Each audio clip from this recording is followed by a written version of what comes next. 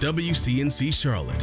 This is Flashpoint, where power and politics collide and the tough questions get asked and answered.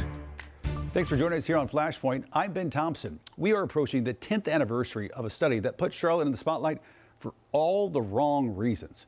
Back in 2014, researchers from Harvard ranked Charlotte last for economic mobility among the 50 largest metro areas in the country, ahead where the city stands now in addressing economic inequality. But first, this week, a bipartisan group of South Carolina lawmakers taking another step towards getting a hate crimes bill passed. Right now, get this, the Palmetto State, one of just 2 states without a law on the books. But even though legislation is making progress, there is some skepticism coming from the governor's mansion. Joining us now is South Carolina Representative Wendell Gilliard. He's been really at the forefront of trying to get hate crimes bill passed in the Palmetto State. Representative, thanks for coming on. We appreciate it. Thanks for having me. So as a person who's been at the forefront, you tell me, why is South Carolina one of only 2 states without a hate crime bill on the books?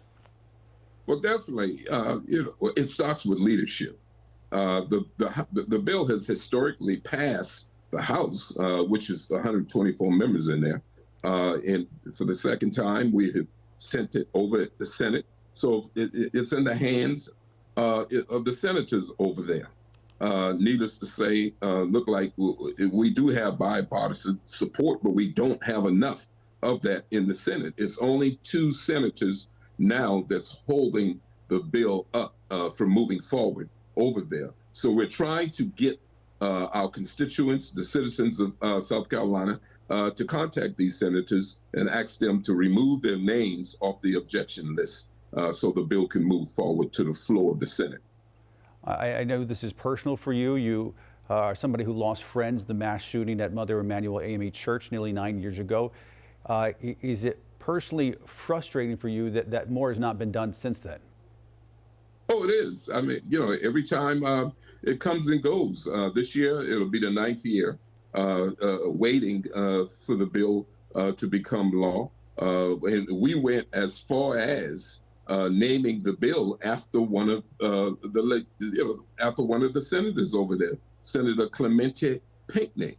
Is what the bill is now being called, and we would at least start in giving honor to the senator and the 8 other members, citizens. At least some of the senators over there would have said, "Hey, we really have to do this. There's no physical impact.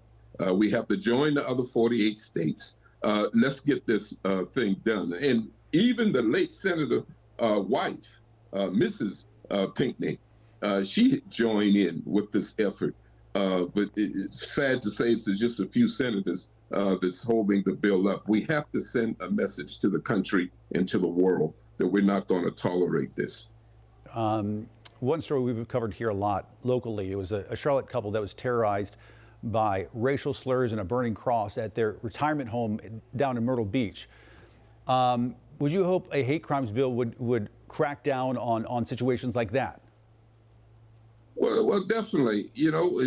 We're not saying any bill, any bill is never solve all.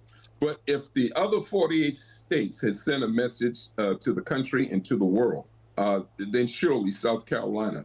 And I always tell people, by virtue alone, we should have been the first state out of the gate with a hate crime law. When you look at the history of South Carolina, yeah, there'll be many more hate crimes, of course. But as you well know, at the federal level, they have a backlog of hate crimes. Having a hate crime law in the state of South Carolina would help us expedite these cases more. And I think they know it's much needed, and we're never going to give up the fight.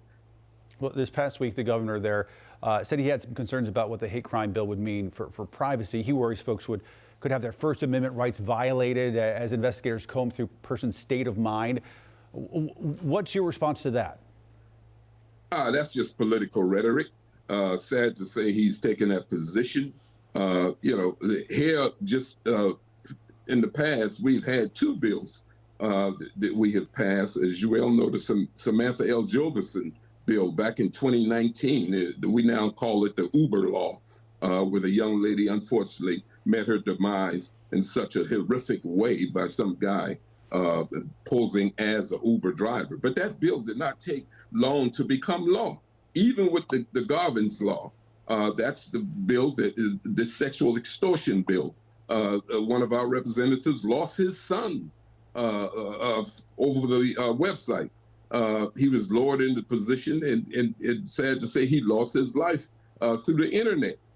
That bill now has become law in 2023. Now here we are with 9 lives, waiting 9 years this year, and the governor would give us some type of lip service like that is just insulting. It's just so insulting, okay? And even one of the state reps that first voted against the hate crime bill, when this thing had unfortunately happened in his family with his son, he came to me and he said, you know what? Well, if that bill ever comes back here, I'm going to support it now. You say, he gets it now. And people, this is the South. We have this mentality, we're always last in the things that are first and first in the things that are last. Well, that has some validity to it. But it's going to take it's going to take strong leadership, people with backbone, willing to do what's right. Every time a hate crime happens in South Carolina, the first question comes to mind. Why aren't we on the side of righteousness and justice? Why? It's just no excuse. So all that said, last question, are you hopeful that something like this can get passed this year? I am hopeful. If it don't get passed this year, we'll be back on that cycle where we'd have to introduce the bill once again in the House. We'd have to go back and reverse and go through the process again. But we will fight. We will fight, until this bill becomes law in the state of South Carolina. We have to do it to honor the senator, the 8 other citizens that died along with him. It's no way in hell we should ever give up this fight. South Carolina, only one of 2 states without a hate crime bill. All right, South Carolina Representative Wendell Gilliard. Representative, thanks for coming on. We do appreciate it. Thank you for having me. Next on Flashpoint, economic inequality still an issue plaguing the Queen City. Where Charlotte stands 10 years after a monumental study.